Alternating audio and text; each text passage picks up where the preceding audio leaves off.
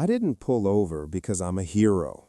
I pulled over because something about them felt wrong, and if I kept driving, I knew I'd hate myself later. Snow was coming down sideways that evening, the kind that makes headlights blur and time feel rushed. Thanksgiving. Everyone trying to get somewhere warm, somewhere familiar. My dashboard clock said 4:47 p.m., but honestly, it could have said "Don't stop" in big red letters and it would have felt the same. That's when I saw them. An old maroon sedan, angled wrong on the shoulder of Route 95 North. One tire shredded so badly it looked chewed apart. The man was bent over the wheel, jacket way too thin, hands shaking so hard he could barely hold the wrench. His wife stood a few feet back, arms wrapped around herself, hair whipping in the wind like the storm was trying to erase her. Cars flew past, hundreds of them. Brake lights flared for a half a second, then disappeared.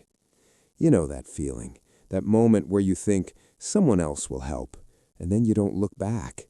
I almost did the same, but then my daughter's voice came from the back seat. "Daddy, are they gonna freeze?" That did it. I flipped my blinker and pulled over before my brain could argue me out of it. I told Emma to stay in the car, lock the doors, crank the heat. She nodded like she was braver than both of us. The cold hit me like a punch when I stepped out. 23 degrees, the kind of cold that makes your lungs ache just for existing. The woman tried to wave me off, shouting that help was coming, that I didn't need to stop. I remember thinking, people say that when they're scared. I knelt down anyway. The pavement soaked through my jeans instantly. My fingers went numb so fast I couldn't feel the wrench after the first minute. Rusted bolts, frozen metal. Every car that passed rocked us with a gust of wind, like a reminder of how exposed we were. We talked to stay human. They were heading to see their grandkids, 4 of them, already late for dinner. The woman smiled through shivers when she said it, like she didn't want the cold to win. I told them about Emma, 7 years old, watching me from the car like a hawk, probably counting seconds. She was. Her face was pressed against the window, breath fogging the glass. She waved like this was the most important thing happening in the world. The woman laughed, then cried, then did both at the same time. 15 brutal minutes later, the spare was on. My hands were bleeding. I couldn't feel my feet anymore.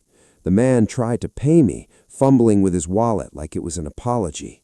I pushed it back. "It's Thanksgiving," I said. "Just pass it on." They asked for my address. I didn't give it, just my name.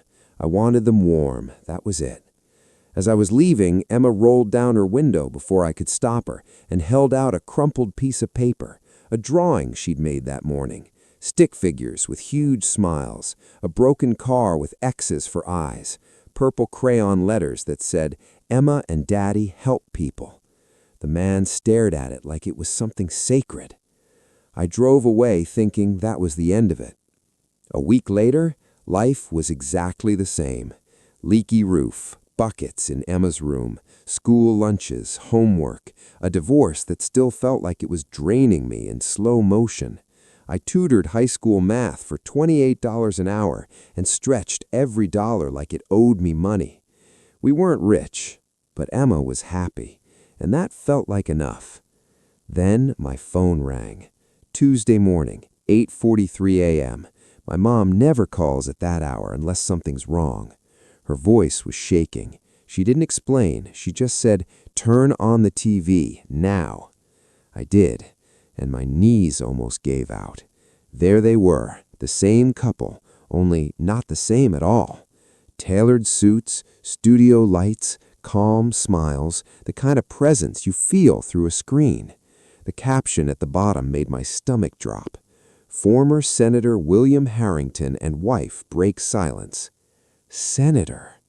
I barely heard the rest. My daughter pointed at the screen with her spoon and said, "Daddy, that's the tire people."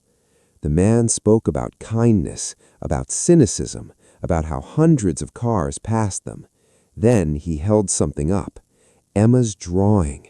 And when he said he was looking for the man who helped them, when his eyes looked straight into the camera, when they announced a $25,000 reward, I didn't even have time to think, because that's when someone knocked on my door.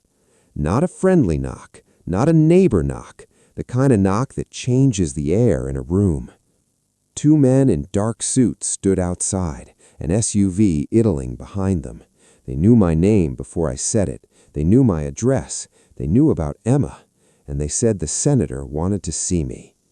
Here's where I need you to stay with me, because most people leave right here. And this is where everything starts to get complicated. Before I continue, tell me again what time is it and what country you're watching from. And don't go anywhere, because what happened next made me question whether doing the right thing always comes without a price. Before you scroll, hear this. Most people leave right when the story stops being comfortable. And if you've ever been punished for doing the right thing, this part is for you. Tell me the time and country you're watching from, then stay, because this is where kindness almost cost me everything. I can't accept that, I said, staring at the check. I didn't help for money. William didn't flinch. That's exactly why you deserve it. He told me about Washington.